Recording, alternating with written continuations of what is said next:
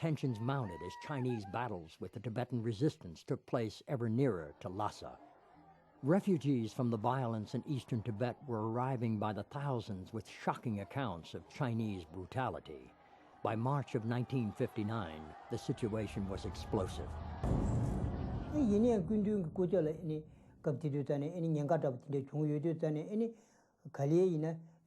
When it was believed that there was a threat to the life of His Holiness, the monasteries decided to raise a volunteer army of monks in case they were needed.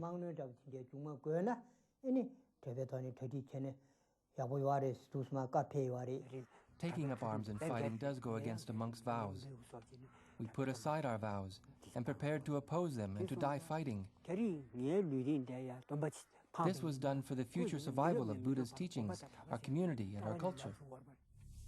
The Dalai Lama knew that Tibetans would fight to the death to protect him. He later wrote that he felt there was only one way to avoid massive loss of life. Disguised as a common soldier, the Dalai Lama slipped out of the palace at night and began the long, dangerous escape over the Himalayas to India.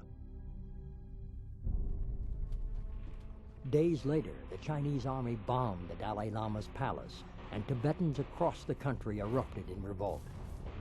The Tibetan uprising was crushed and became the justification for a ruthless crackdown against all resistance to Chinese rule in Tibet. The figures are roughly 87,000 Tibetans killed in the winter of 1959 alone in central Tibet. After the repression of that revolt, Tibet was entirely sealed from the outside world for a period of a quarter century. During this quarter century, immense suffering occurred to the Tibetan people.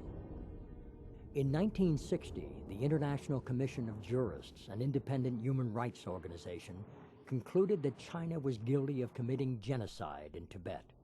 The Commission's report found evidence that murder, arbitrary imprisonment, and torture were inflicted on the Tibetans on a large scale, and that children were indoctrinated to turn against their parents and reject their religion and customs. Examples from real life teach these children the distinction between good people and bad people. The spread of communist doctrine in Asia provoked the United States to seek new alliances in the Cold War. American involvement with the Tibetan cause began as a covert involvement with the CIA